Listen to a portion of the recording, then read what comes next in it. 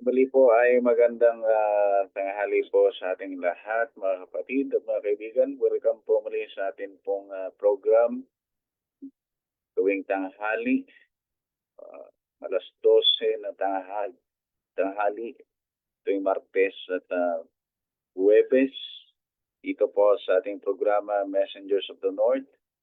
Welcome po sa ating pong bagong followers. Salamat po sa inyo pong pagsubaybay, ganoon din po sa mga matagal na pong sumusubaybay dito po sa ating programa ng Messengers of the North. At kung sa mga hindi pa po nakapag-follow, paki-follow na po ang ating Facebook page. Ang sa ganun po ay mapanood niyo po ang mga nakaraang Bible study, no? At maging updated po kayo sa mga susunod pa pong Bible study. At bago po tayo magsimula sa ating pong programa, ay nais ko lang po na paalalahanan ng ating pong manonood at tagapakinig na kung meron po kayong mga kahilingan ay i-type lang po sa ating pong comment section. And kung meron po kayong mga katanungan, paki-type lang din po dyan sa ating pong comment section. At bago po tayo tuluyan na dumako sa ating pong Bible study, magkaroon po muna tayo ng panalangin. So, tayo po ay manalangin. Ako po na yung banal na sa langit, nagpapasalamat po kami sa mga kabutihan at mga pagpapala na inyo pong pinag sa amin. Maraming salamat po sa inyo pong pag-iingat sa amin. Salamat din po sa pagkakataon na ito. Kami po muli ay mapag-aaral po ng mga salita. Na po ikabayan po kami. Ganun din po dadala po ng Bible study sa tanghali po ito. Nawa ang mga manonood ay magkaroon po ng mga karagdagang kalaman at mapalago ang spiritual na buhay. At patawarin niyo po kami sa mga pagkukulat, mga pagkakasala, sa aming mga pag-iisip, sa mga pagkilos, na makarating sa luklukan ang aming pong panalangin at inyo pong dinggin sa matamis na pangalan ng pong tagapagligtas na si Jesus. Amen. At ngayon po ay makakarinig po muna tayo ng isang natatanging awit para po sa ating pong Panginoon bago po tayo dumako sa ating pong Bible study.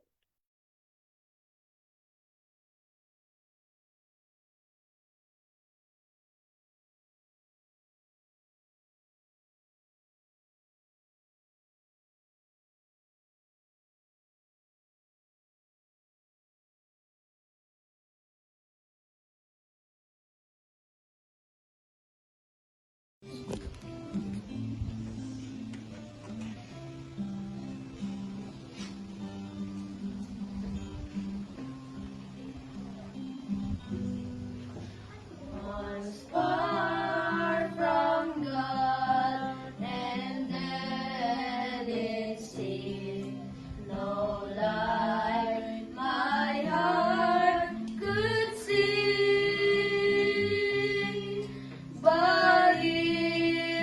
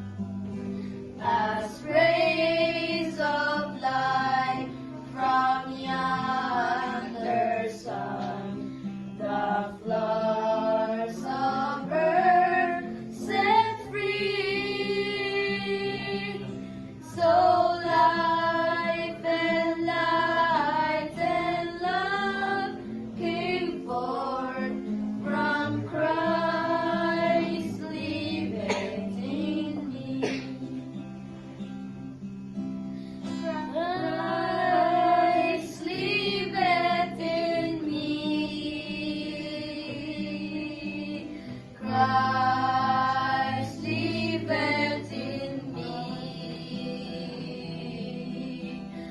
Oh, what a salvation is that Christ liveth in me. As lives the flower within the sea, as in the cold the tree,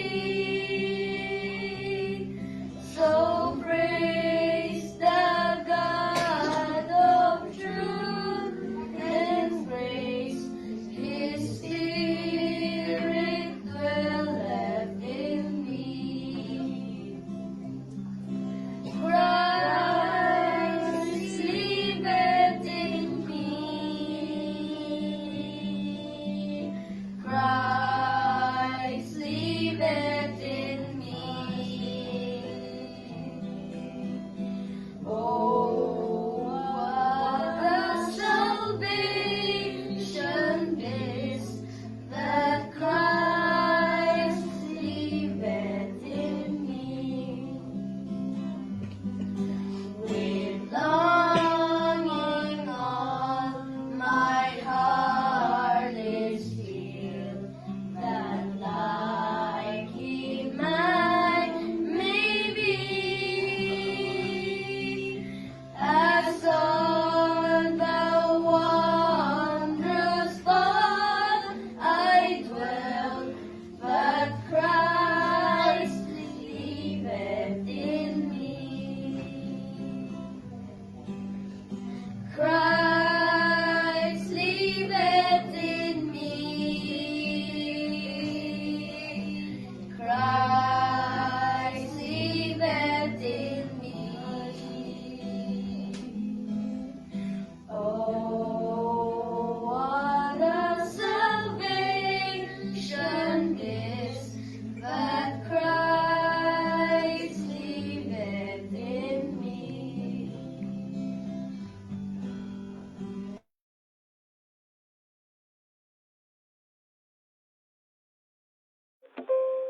Maraming salamat po sa mga bata na naghandog po ng awit. Brother Angel at ang mga kapatid po na galing po sa Migkawayan sa Davao City. At napakaganda po ng mensahe ng awit na Christ liveth in me. Nawa si Kristo po ang nananahan sa bawat isa sa atin. Kapag si Kristo po ang nananahan sa atin, kung ano po ang karakter ni Kristo, ay yun din po ang makikita po sa atin. Salamat po sa naghandog ng awit. Ngayon po ay dadako na po tayo sa ating pong Bible study na tungkol po sa hell. No? Napanguna po sa atin ni Pastor Jess Umali.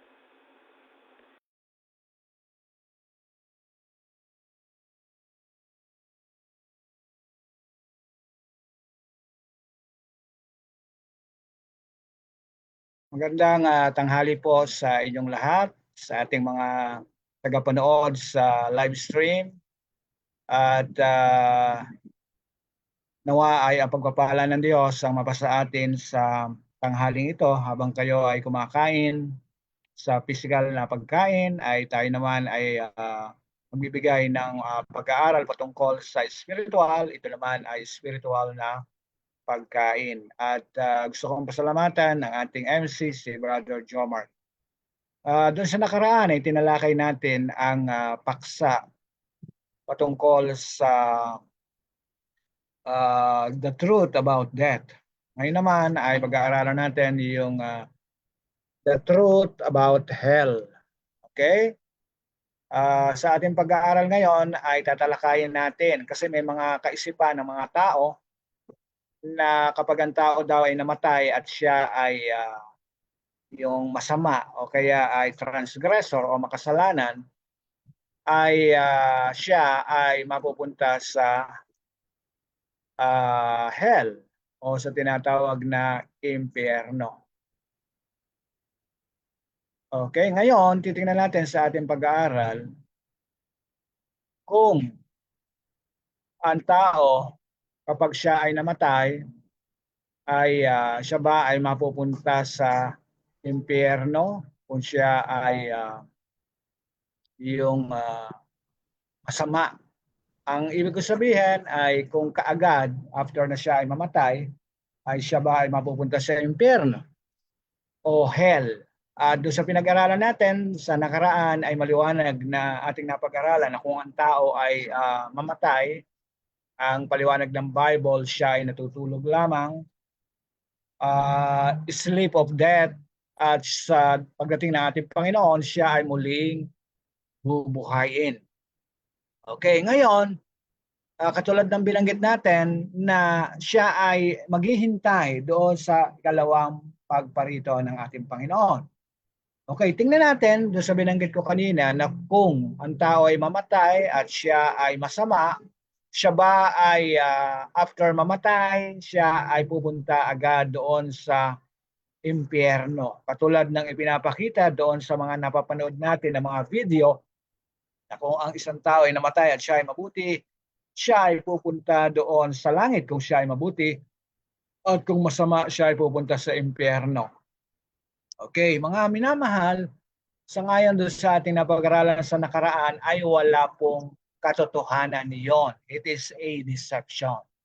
Kaya ngayon, tingnan naman natin kung ano ang katotohanan tungkol sa hell.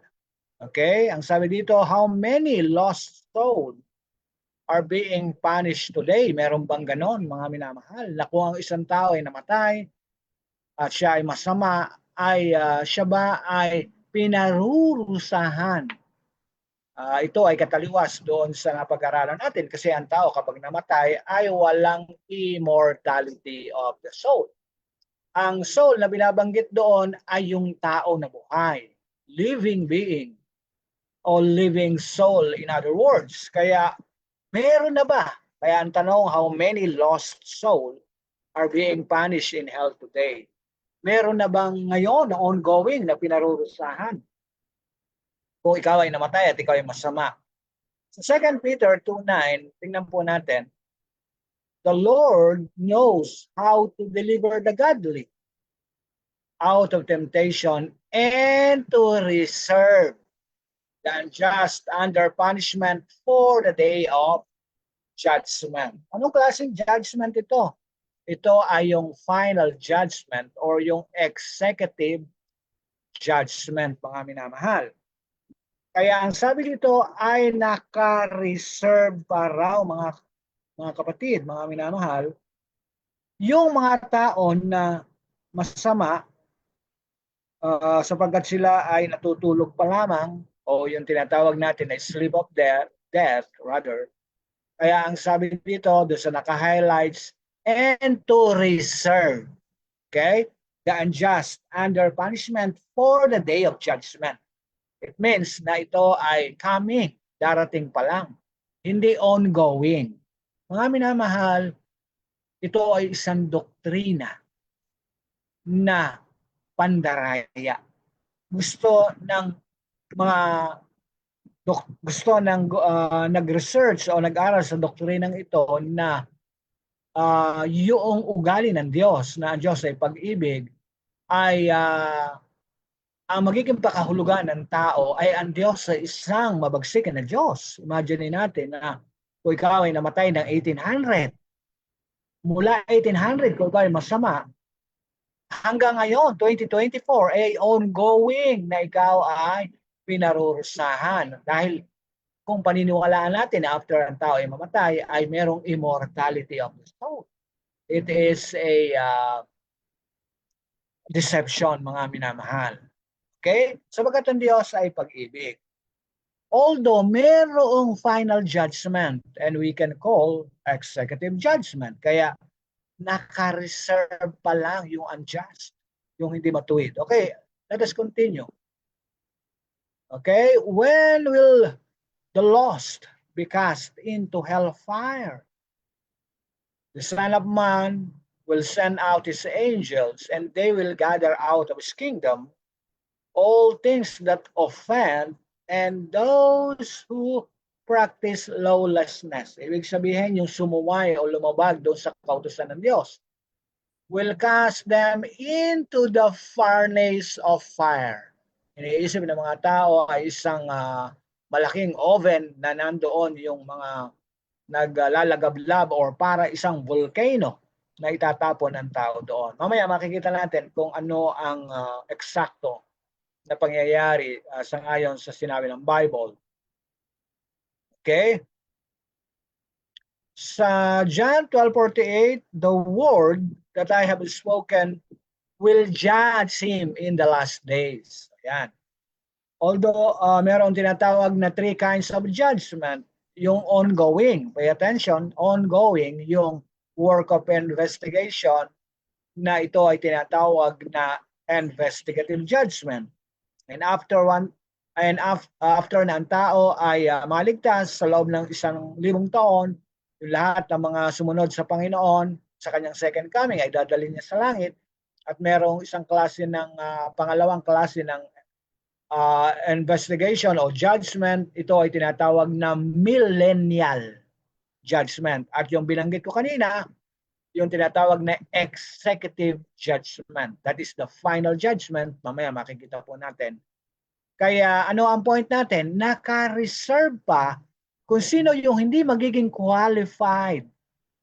O kaya namatay tayo ngayon, ang buhay natin ay pinaglingkod natin sa ating sarili. Tayo ay sumuway doon sa kagustuhan ng Diyos o sa Ten Commandments. Anong magiging hatol sa atin ng ating Panginoon? Okay? Yun ay isang ayon sa ating ginawa, hindi dahil ang Diyos ay mabagsikin ng Diyos. Parang isang estudyante na kung ikaw ay kumuha ng iyong record at ang nakatala sa record mo, ikaw ay walang manners and right conduct, hindi ang nag-grade sa'yo ay ang teacher mo, kundi yun ay base doon sa iyong ginawa. Okay, sa iyong performance. In the same way, depende ang paghatol ng Diyos doon sa performance natin kung paano natin sinunod o tinanggap ang Panginoon sa ating buhay. Okay, at yung mga hindi nakapasa dahil sila ay in-investigate, sila ay naka-reserve o maaaring tayo kung hindi natin paglingkuran ang Panginoon sa ating buhay, naka-reserve tayo doon sa binabanggit natin na hell. Pero mamaya makikita natin kung yung ba ay forever na ikaw ay susunugin. Okay? Kaya deception o pandaraya, napapaniwalain tayo sa isang doktrina na hindi based sa Bible. At hindi ito based dun sa kung ano ang sinabi ng Panginoon. Okay, let us continue. Where are the unsaved who have already died? Nasaan na sila, mga minamahal? Yung mga unsaved who have already died. Okay, yung mga namatay na hindi maliligtas. The hours is coming in which all who are in the graves will hear his voice and comfort those who have done good to the resurrection of life. Yung mga maliligtas ay bubuhayin at sila ay para sa buhay na walang hanggan. Diba? Napakaganda. So, sa mga tao na ibinigay nila ang kanilang buhay sa Panginoon, sinunod nila yung kalooban ng Diyos, sumunod sila doon sa Ten Commandments dahil ang kautusan ng Diyos sa Ezekiel 36:26 ay nailagay sa puso natin, it will become part of our lives. Nasundin kung ano yung kalooban ng Diyos kasi nandoon na siya nakasulat sa ating puso, metaphorically speaking, hindi literal na isusulat sa ating isip, kundi yun ay nakukonsensya tayo kung tayo gumawa ng kasalanan. And how about yung mga pinili nila na sundin o gawin kung ano ang kagustuhan nila? And those who have done evil to the resurrection of condemnation. Kaya sila ay natutulog, sleep of death, at kapag dawating si Jesus, sila ay bubuhayin. Yung mga tao na ibinigay nila ang kanilang buhay ay magkakamit ng eternal life, pero yung iba na pinaglingkuran ng kanilang sarili, inignore ang kalooban ng Diyos, ay doon sila sa tinatawag na kamatayan. Okay, at sa Job 21:30, verses 30 and 32, that the wicked is reserved to the day of destruction. Yet shall he be brought to the grave and shall remain in the tomb. Very clear. Nandoon sila sa libingan at mananatili pa hanggat di pa dumarating ang ating Panginoon doon sa tomb o sa puntod. Okay? Very clear. So Job 21:30, 32, nandoon pa lang sila. Hindi pa sila ongoing na sinusunog doon sa hell, mga minamahal. Okay? Very simple. Nakita natin. What is the end of sin? The wages of sin is death. Kaya doon sa picture, RIP, awaiting the resurrection. But the gift of God is eternal life in Christ Jesus our Lord. Ito yung binabanggit natin, ang kabayaran ng kasalanan ay kamatayan. Ito ay mangyayari after 1,000 years. Na yung kamatayan na yon, mga minamahal, ay wala ng pagkabuhay na magmuli. Pero yung pag tayo namatay ngayon, which is sleep of death, ay bubuhayin pa tayo. Okay, pero yung kabayaran ng kasalanan na binabanggit dito sa Romans 6:23 ay yung kamatayan na wala ng pagkabuhay na maguli. O kaya hindi eternal death na yung habang ikaw ay sinusunog ka, eternal or kaya ay forever. Walang ganon, mga minamahal. Okay, mamaya makikita natin yung ibig sabihin. So James 1:15, sin, when it is full grown, brings forth death. Dahil kahit tayo ay yung nabigyan na ng mensahe at ng kaalaman, pero pinili pa rin natin na gawin kung ano yung gusto natin. Ano ang magiging katapusan nito? Pamatayan, kapahamakan. Okay? Pero ano ang ginawa ng Diyos? Ino-offer niya. Sabagat ang panukala niya, the original plan of God, ay ang tao ay magkaroon ng buhay na walang hanggan. Pero kailangan ng tao ay dumaan sa examination o pagsubok. Kaya sa John 3:16, nung ang tao ay piliin na gawin at sumuway doon sa thus saith the Lord, ay ang tao ay nagkasala. Pero hindi iniwan ng Diyos ang tao sa isang masaklap at isang sadlak na kalagayan. God gave His only begotten Son that whoever believes in Him should not perish but have everlasting life. Nagnanais ang Diyos na yung buhay na walang hanggan ay muling maibigay doon sa mga tao na magre-response, tutugon sa panawagan ng Diyos. Kaya ang sabi, whoever believes in Him should not perish but have everlasting life. Yung lahat ng magtiwala sa Panginoon, yung lahat ng nanampalataya ay hindi mapapahamak, kundi magkakaroon ng buhay na walang hanggan. Gusto ng Diyos ang lahat ng tao ay maligtas, pero magdidepende ito sa pamimili ng tao. Magdidepende ito sa kanyang response sa Diyos kung siya ay maglilingkod sa Panginoon o ang paglilingkuran niya ay ang kanyang sarili. Magdidepende ito kung ikaw ay susunod sa kautusan ng Diyos o susuway. Okay? Revelation 21:8, Living Bible. But cowards, what will happen to the wicked? But cowards who turn back from following me, yung mga duwag daw na tumalikod mula sa pagsunod sa Kanya, and those who are unfaithful to me, and the corrupt and murderers, and the immoral, and those conversing with demons and idols, worshiper and liars, their doom is in the lake that burns with fire and sulfur. This is the second death. Diba? Pag tayo namatay ngayon, sa Bible, ang kanyang explanation ay sleep of death. Pero kung tayo ay hindi natin sundin ang ating Panginoon, mayroong ikalawang kamatayan pa. Okay, yan nga po yung kabayaran ng kasalanan. Nakakalungkot. Isang beses tayong nabuhay, pero 2 beses tayong mamamatay. Pero yung ibinigay ang kanilang buhay sa Panginoon, 1 beses nabuhay, 1 beses namatay, at sila ay muling bubuhayin upang magmana ng eternal life. Okay? napakaganda. Okay, when and how? When and how will hellfire be kindled? So Revelation 20 verse 9, they went up on the breadth of the earth and surrounded the camp of the saints and the beloved city. Kailan mangyayari ito, mga minamahal? Ito ay mangyayari after 1,000 years na ibababa yung New Jerusalem dito sa earth. Okay? Sabi, and fire came down from God out of heaven and devoured them.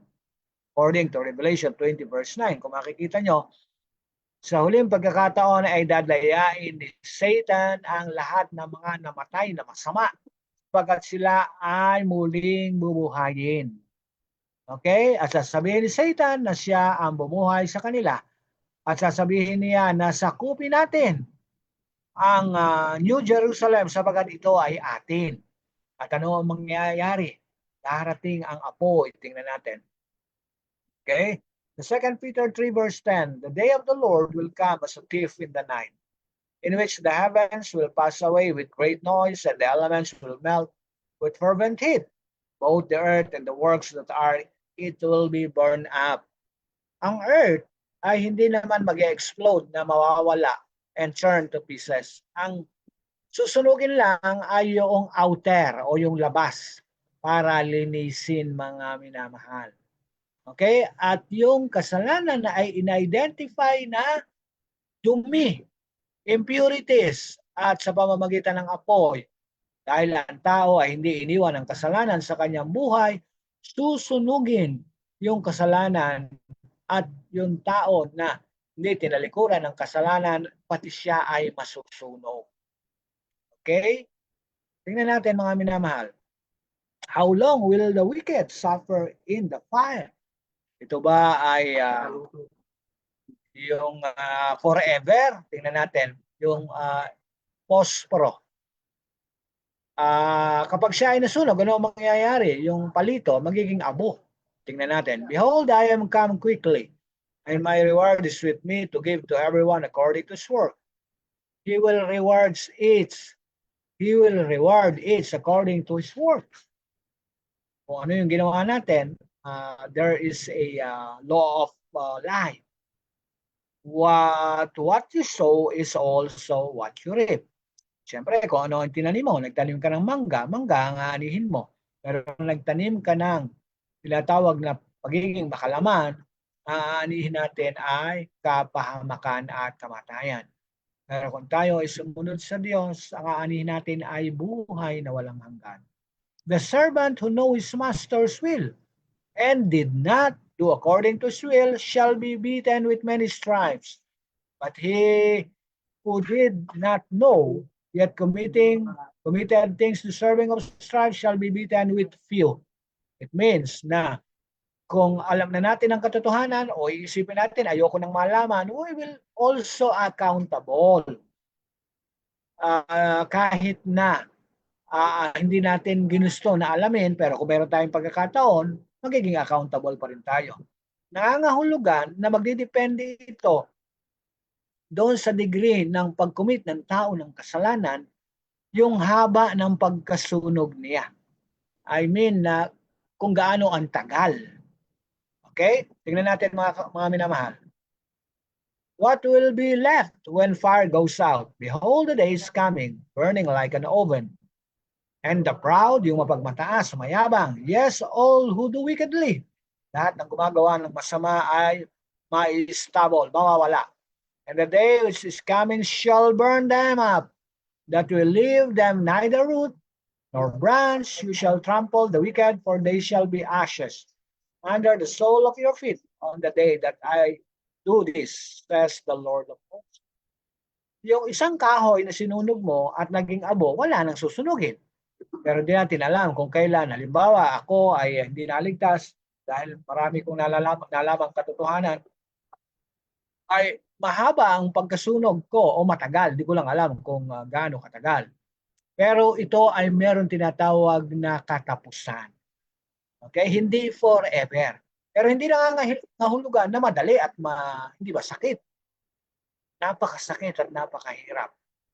Hindi dahil sa gusto ng Diyos na tayo ay magkaroon ng fear. Pero katulad ng nangyari sa panahon ni Noah, ang Diyos ay nagbigay ng chance and opportunity na ang tao ay maligtas. Pero dahil pinili nila at hindi sila nanampalataya, pinili nila kung ano yung gusto nila, sila ay napahamak. In the same way, binibigyan tayo ng chance and opportunity ng ating Panginoon. Hindi dahil sa ang Diyos ay naging mabagsik na Diyos, kundi that is the consequence nung kung ano yung ating itinanim at ating ginawa. Okay? What else? Okay, ang hell, the word hell, is translated from several different words with various meanings as indicated below. In the Old Testament, 31 times from Sheol, which means the grave. Yun ang ibig sabihin ng hell. Ang nangangahulugan daw ng libingan.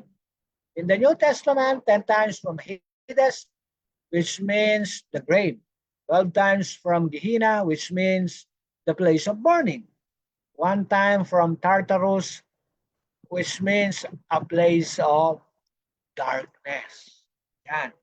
Kaya magdidepende yung hell kung ito ay gagamitin natin doon sa grave or the place of burning.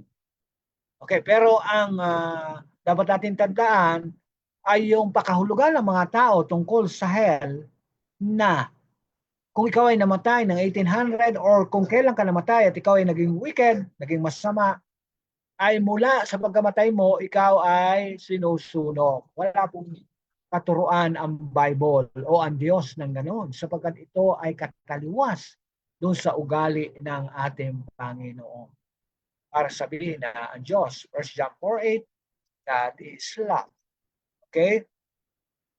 Sa Matthew 25:41, King James Version, then shall he say also unto them on the left hand, depart from me, you curse, into everlasting fire. Yung everlasting na binabanggit dito ay hindi nangangahulugan na walang katapusan. Hindi dahil sa nagkamali yung pagkakasulat. Kundi ito ay, it refers doon sa content o context. What I mean. Prepared for the devil and his angels. Okay? Anyone not found written in the book of life was cast into the lake of fire. Yung binanggit natin kanina na nakita nating picture ay hindi yung parang isang tunay na lake na doon ay nag-aapoy, kundi yung apoy ay manggagaling sa langit para sunugin yung lahat ng masama. Sapagkat lilinisin, if you purify ang earth, sapagkat ibababa yung New Jerusalem. Okay? Kung ito ay nakababa na, o kaya pababa pa lamang, yung apoy ay darating para sunugin, linisin yung earth, at ang pinakamatagal na masusunog ay si Satan at yung mga anghel, sapagkat sa kanila nag-originate yung kasalanan at marami siyang nadaya. Okay? Kaya yung mga pastor na maraming mga nadaya kahit alam na yung katotohanan dahil sa salary ay pinili nila na ipikit ang kanilang mga mata at magpatuloy doon sa kamalian, marami silang nadaya, mahaba-haba ang pagkasunog. Matagal, di natin alam. For yet a little while, and the wicked shall be no more. Yan, mawawala na yung mga masama. The enemies of the Lord shall vanish into smoke. They shall vanish away. Yun yung tinatawag na final execution of final destruction, mga kapatid. Kaya yung thinking o understanding ng mga tao tungkol sa hell, ito po ay hindi ganun ang pagka-explain ng Bible. Yan. Okay? Wala pang ongoing na sinusunog. Okay? Sa ngayon doon sa ating pinag-aralan. Okay? Tayo magpatuloy. Gusto ba ng Diyos na ang tao ay yung pahirapan? Okay? Tingnan natin kung ano ang sabi ng ating Panginoon. As I live, says the Lord God. I have no pleasure in the death of the wicked. Wala siyang kasiyahan sa kamatayan ng masama, but that the wicked turn from his way and live. Turn ye from your evil ways, for why should you die? Son of Man did not come to destroy men's lives, but to save them. The Lord will rise up that they may do his work, his awesome work, and bring to pass his act, his unusual act. Ayon ng Diyos na ang tao ay magdusa. Pero dahil ang tao ay pinili na lakaran ang daan na gusto niyang lakaran, that is the consequence. Kaya ano ang gusto ng Diyos? Manumbalik tayo, manumbalik. Talikuran natin ang ating masamang mga daan, mga gawa. Bakit tayo mamamatay? Hindi gusto ng Diyos na ang tao ay mamatay. Pero dahil ang tao ay pinili ang daan na gusto niyang tahakin, merong consequence. Sabi niya, wala akong kasiyahan sa kamatayan ng masama. At ang gusto niya, ang masama ay manumbalik sa Panginoon, mag-repent o magsisi. Yun ang panawagan ng Diyos sa bawat isa sa atin. Okay? Sabi rito, He will make an utter end of it affliction. Okay? Ang sabi doon, okay, at ang sabi, yun daw, kasalanan will not rise up another time or second time. Sabihin, kapag nalinis na ang sanlibutan at na purify na ang earth, ay hindi na mag-a-arise muli ang kasalanan. Behold, the tabernacle of God is with man, and he will dwell with them, and they shall be his people. God himself will be with them and be their God. God will wipe away every tear from their eyes. There shall be no more death, nor sorrow, nor crying. There shall be no more pain. Yun ang ipinapangako ng Diyos. At yun yung panukala niya na naantala dahil sa pagsuway ng tao. Ibabalik niya.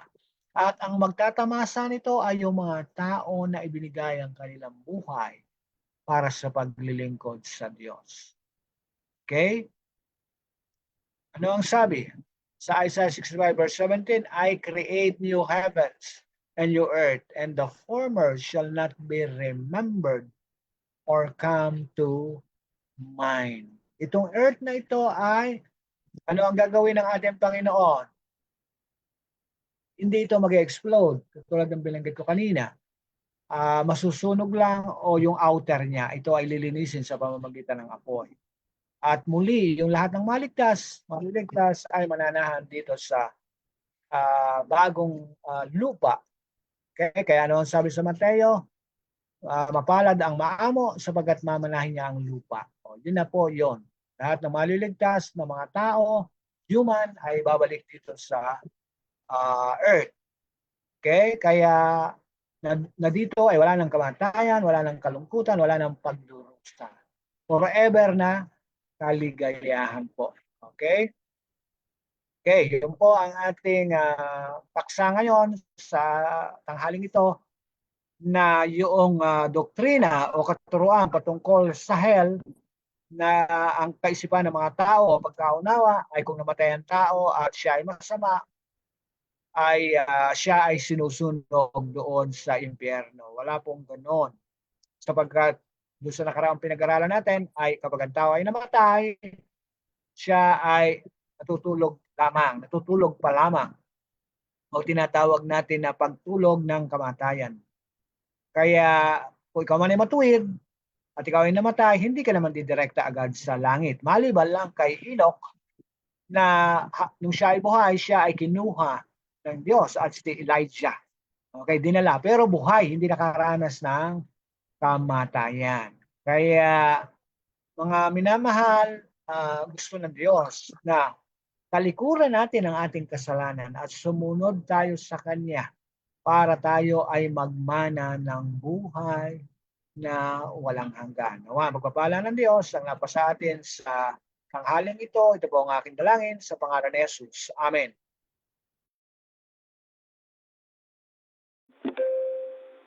Amen. Maraming salamat po sa panguna sa atin pong Bible study, Pastor Jess, at ganun din po sa atin pong napag-aralan sa tanghali pong ito. At nawa ang ating pong manonood ay dagdagan ang kalaman o patungkol po sa hell. No? At napag-aralan nga natin na hindi porke na masama ang tao o mabuti ay diretso agad sa impyerno o sa langit. No? So,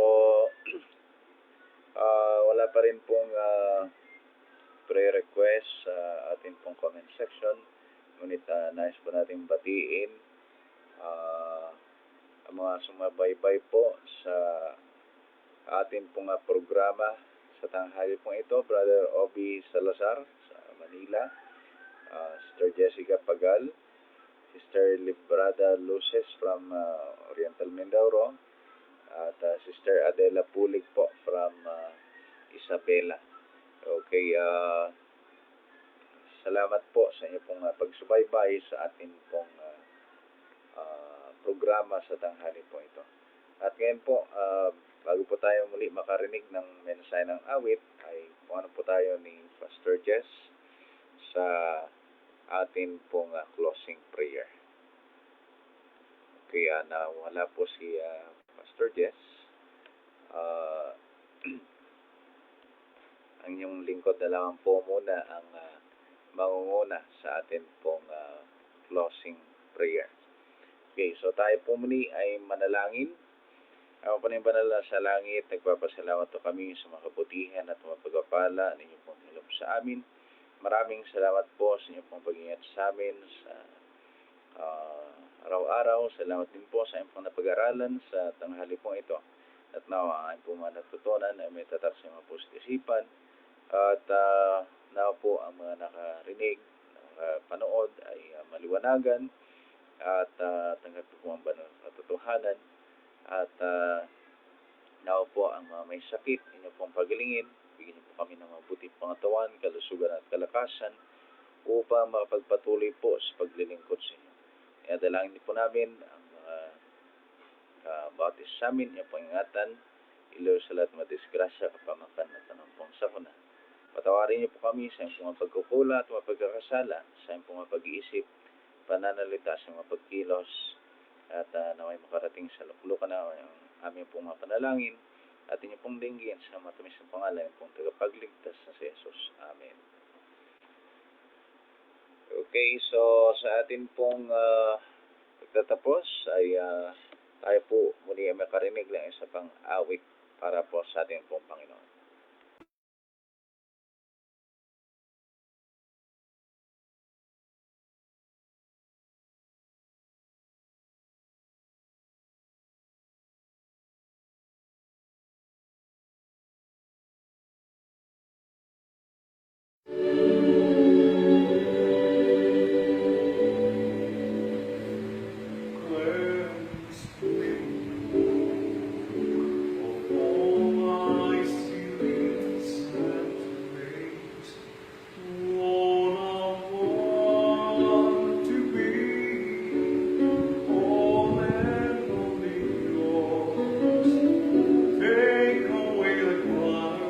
In my life every day.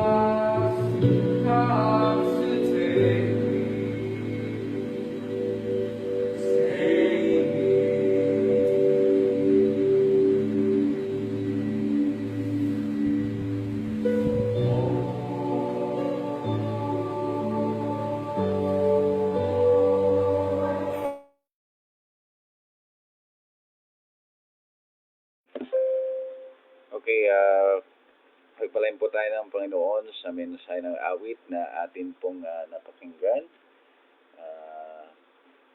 Sana pagdating po ng panahon, sa ikalawang pagparito po ng ating Panginoon, masumpungan po ang bawat isa sa atin na handa sa pagsalubong sa Kanya. At muli po, kami po ay nagpapasalamat sa mga manonood dito po sa ating programa, Messengers of the North. At muli inanyayahan po namin kayo na samahan niyo po kami muli next week sa ating pong programa. Okay, ganun pa rin po, same time, same day, Martes at Webes, no? Alas 12 po ng tanghali. At ang susunod po nating pag-aaralan ay patungkol naman po sa ikalawang pagparito po ng ating Panginoon or Christ's second coming. Okay? So, pagpalain po tayo ng Panginoon. At ako po muli, ang inyong pong lingkod, Joel Franz Mark Gonzales. Bumabati po sa inyo isang magandang tanghali at pagpalang araw po sa ating lahat. Pagpalain po tayo ng Panginoon sa pangalan ni Jesus. Amen. Brother John Mark.